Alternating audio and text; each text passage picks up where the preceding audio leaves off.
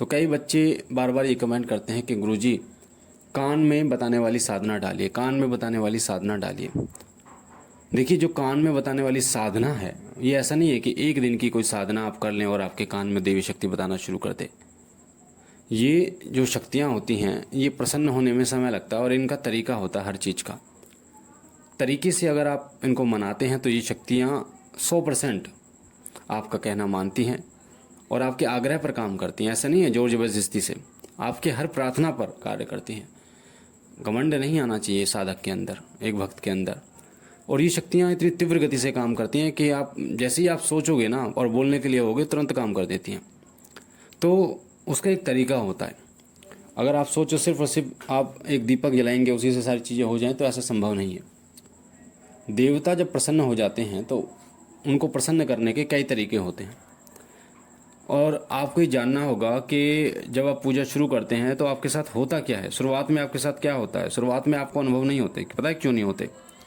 क्योंकि शुरुआत में जो शक्ति आप जिसकी पूजा कर रहे हैं, वो शक्ति काफ़ी समय लेती है आपके शरीर का शुद्धिकरण करने में।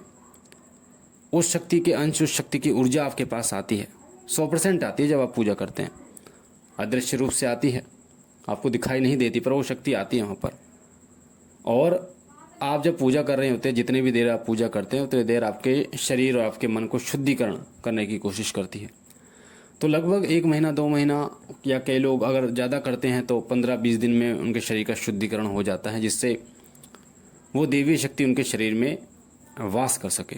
क्योंकि देखिए, शरीर को ही मंदिर बताया गया और देवी शक्तियाँ, पवित्र शक्तियाँ पवित्र शरीर में ही वास करती हैं। जो पवित्र शरीर होता है उसी में वास करती है। तो सबसे पहले वो आपको पवित्र करने में समय लगाती है, जिससे आपको थोड़ा टाइम लगता है। उसके बाद जब आपका शुद्धिकरण हो जाता है तो फिर उनका एक अंश आपके पास आना शुरू होता है। एक अंश आपके पास आना शुरू होता है जब आप मात्र दीपक जला रहे हैं और पूजा कर रहे हैं, आरती कर रहे हैं। इससे एक अंश आएगा, फिर 2 अंश आएंगे, वो उस शक्ति के ऊपर है। अगर आप चाहते हैं कि ज़्यादा अंश आएँ, क्योंकि देखिए, जब ज़्यादा अंश आएंगे तो देवी शक्ति जागृत होगी। जैसे एक हथौड़ा मारोगे तो लोहा कम गर्म होगा, पर बार बार हथौड़ा मारोगे तो लोहा इतना गर्म होगा कि आप उसे मोड़ सकते हैं और मनचाहा आकार दे सकते हैं। इसी तरीके से देवी शक्तियों का होता है। देवी शक्तियों को अगर आपको बुलाना है, उनके अंश रूपी ऊर्जा को इकट्ठा करना है और मनचाहा उन शक्ति से कार्य लेना है। कार्य का मतलब विनम्र स्वभाव से आग्रह कर विनती करके। तो आप चाहते हैं कि वो आप जब बोलें तो काम करें, आपके कान में बताएं और दूसरों के बारे में बताएं, तो तभी हो सकता है जब आप उनके अंशों को इकट्ठा जल्दी कर लें। वरना साल 2-2 साल, 3-3 साल, 10-10 साल लोगों को लग जाते हैं। अब ऐसा क्या करें जिससे ये अंश इकट्ठे हो जाएं जल्दी? सबसे पहले आपको दीपक जलाना होगा, आरती करें, ये पहला तरीका। दूसरा तरीका है आप मंत्र जप करें जितना ज़्यादा हो। तीसरा तरीका है भोग दें उनको, अग्यारी पे, कपूर पे भोग दें, मंदिर में भोग जरूर दें। और रोज़ाना भोग जो सुबह शाम लगता है वो तो है ही है। मंदिर जाएं, उनके आसपास अगर आपके मंदिर है तो वहाँ जाएं उनके विशेष वार पर। और उनका जो सिद्धपीठ मंदिर होता है वहाँ पर जरूर जाएं। साल में एक बार जाएं या महीने में एक बार जाएं, उनके सिद्धपीठ मंदिर में जरूर जाना है आपको।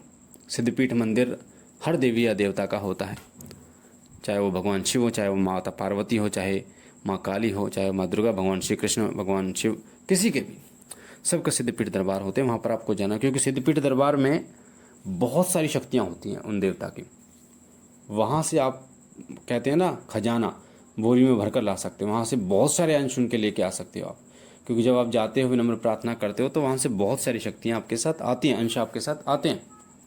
इस चीज़ को समझना होगा। तो सिद्धपीठ मंदिर जाने से बहुत सारे अंश आपके पास आते हैं। हवन करने से बहुत सारे अंश आपको प्राप्त होते हैं। मंत्र जप करने से, कोई पाठ है, चालीसा है, उसका करने से आपको बहुत सारे अंश प्राप्त होते हैं।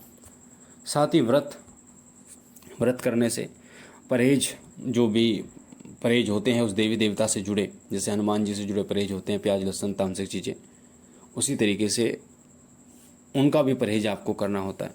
नियम आपको करना होता है, क्योंकि बिना नियम के कभी भी आप किसी देवी शक्ति को प्राप्त नहीं कर सकते। तो जब इन चीज़ों को आप करते हैं सबको, क्योंकि एक सच्चा जो साधक, एक भगत है ना, आप उसको उनके बारे में जानने की कोशिश करेंगे, उनके बारे में जानेंगे तो वो इन सब चीज़ों को करते हैं। क्यों करते हैं पता है? उन्हें पता है, डायरेक्ट या इनडायरेक्ट उन्हें पता है कि दैवीय अंश बहुत जल्दी इससे प्राप्त होते हैं, बहुत जल्दी दैवीय शक्ति इनसे प्राप्त होती है।